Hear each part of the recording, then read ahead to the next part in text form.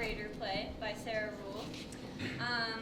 It's about, guessed it, the invention of vibrators.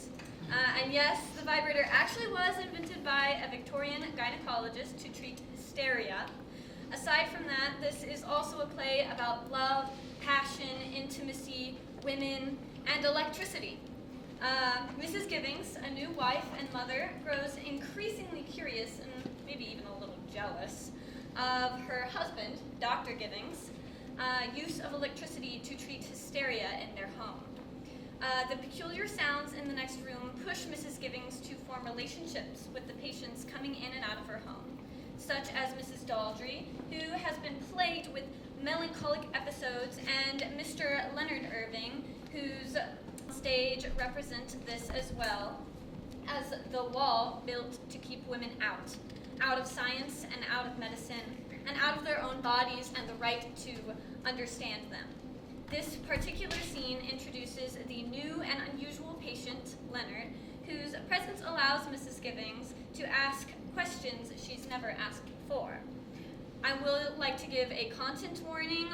There are adult themes of sexuality. There will be sexual sounds, but nothing will be shown visually. Without further ado, in the next room.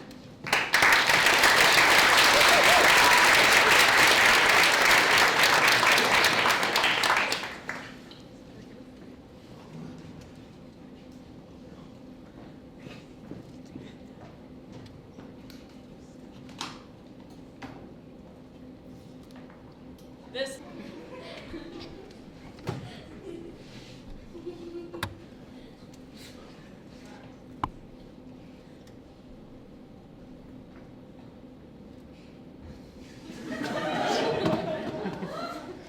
Curl up a bit, hugging your knees into your chest. It functions much like a sewing machine. We're going to stimulate the prostate gland now. Are you ready? I think so.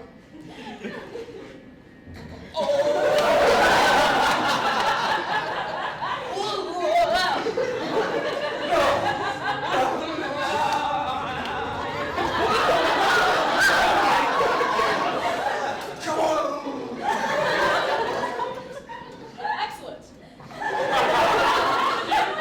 How are you feeling? Would you like a cup of tea? Oh, I would love a cup of tea. Did you know? I heard a man's voice. I did not know that door was quite so porous. But why would a man come to see you? Hysteria is very rare in a man, but then again, he is an artist. Perhaps you should take the baby on a walk so you don't chance running into him. I think the baby's still hungry. I guess I'll just go find Elizabeth. Yes.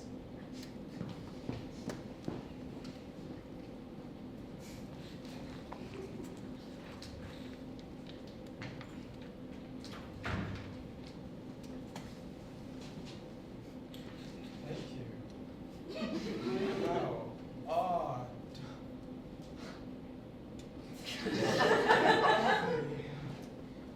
Well, I will see you tomorrow. I believe that that daily sessions will be best in this early stage. Feel free to use the grounds. Excellent. Thank you, Doctor. Hello. Hello. Mrs. Givings. You are the doctor's wife. Yes, I am. He seldom has men here. What a rare treat to make your acquaintance. Leonard Irving. Pleased to meet you, Mr. Irving. And you. Oh, how old-fashioned. I'm afraid everyone goes around these days saying, I'm a modern man, I'm a modern woman, it's the modern age after all. But I detest modernity. Do you? How contrary. Are you a very contrary person? Some might say so. The cut of your coat is very old-fashioned. Oh, it's my father's old coat. I can't be bothered with the cut of a coat. I throw on whatever my father leaves for rags. Oh. Oh, is the light too much for your eyes? Oh. The light has troubled me greatly for the past 9 months, but I feel better present. Danger! But to me, Mrs. Givings, a light without flame isn't divine. A light without flame is like... What? I cannot say. Why not? I hardly know you. I would offend your feminine sensibilities. No need to be shy around me. I just blurt anything out. Well then, a life without flame is like having relations with a prostitute. No flame of love or desire, only the outer tappings of the act. And without love, without the mental intellect or blood or eyes, without the heart, bodies are meat and bone and lever and technicalities. Perhaps you were right. Perhaps you ought not to have said. Not that I've known any prostitutes intimately. I wasn't implying. It's only a metaphor. Of course.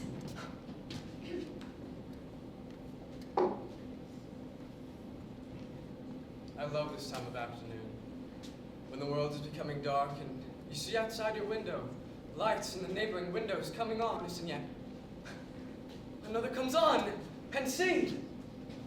Yes. One, then two. Look, there! Another window lit, gold and the rest of the house dark, an incomplete painting. I love incomplete paintings.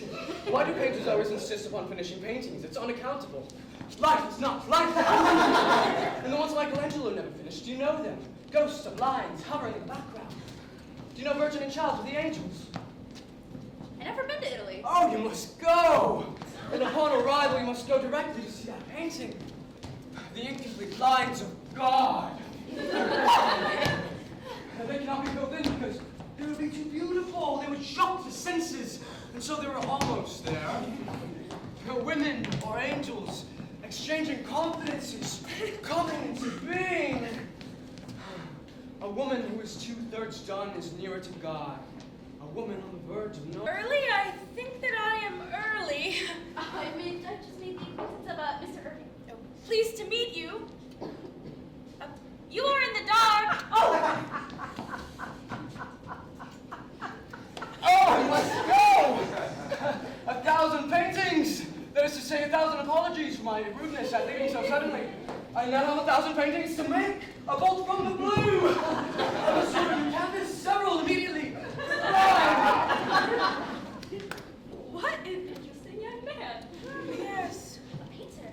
indeed. Oh, Mrs. Aldrich, I've been meaning to speak to you ever since our little adventure with the hat pin. Shh. You told me you saw light when my husband tricked you. And then you felt drowsy and wanted to sleep. Well, I had such opposite reactions. I wonder if it can be the same instrument at all. I was the least bit drowsy afterwards. In fact, I was overcome with the desire that I do not care. I am determined to use the instrument again and unlock the mystery as to why it makes you drowsy and makes me very excitable. Why, I feel like a scientist.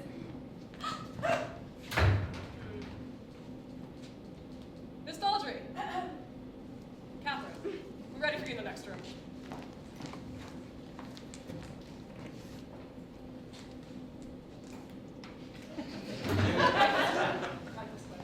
Your appetite is improved, no? I dare say it has. Wonderful. I'm so sorry, I forgot my scarf. I left it in such a Oh, state. I'm so happy you've returned, Mr. Irving. I've been left all alone as Mrs. Daldry has gone into the next room for electrical therapy. I, the wife, have been left alone to my own devices, as it were. I'm not sure what you mean, Mrs. Gibbons. Oh, have some more tea. I don't want to impose. Oh, you'll have to wait until they finish to retrieve your scarf. Sit. Sugar? No, thank you. Sugar's for women and small fat. Dark so early. Oh! Dark and all the naked.